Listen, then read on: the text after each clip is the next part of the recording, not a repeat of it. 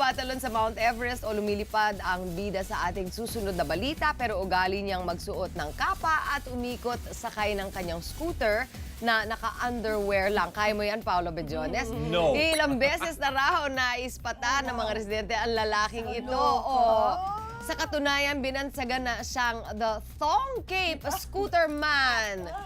Kamakailan muntik nang mapatrouble ang unlikely Cape Crusader ng mapadaan sa isang elementary school. Nakoreklamo ng mga guro, baka na-trauma daw ang mga bata. Sabi ng isang kabata, that's my dad! Pero ayon sa pulis, wala raw nalabag na batas ang lalaki, kaya pinagsabihan na lang ito. Ako, kahit si Edo man sa ano, hindi yata kaya yan. Public scandal yan? Kailangan nakatong dito sa particular state na ito. Anong state yun ulit? Di ba, akala ko may public scandal na Oo nga, wala ba?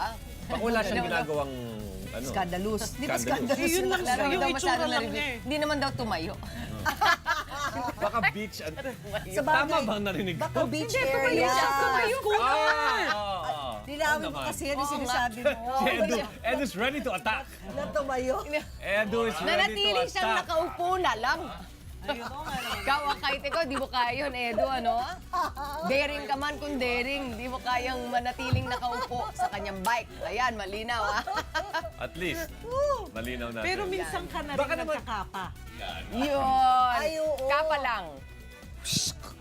Dali mo nga one time yung costume mo. Anda sa'yo pa. Captain Barbell.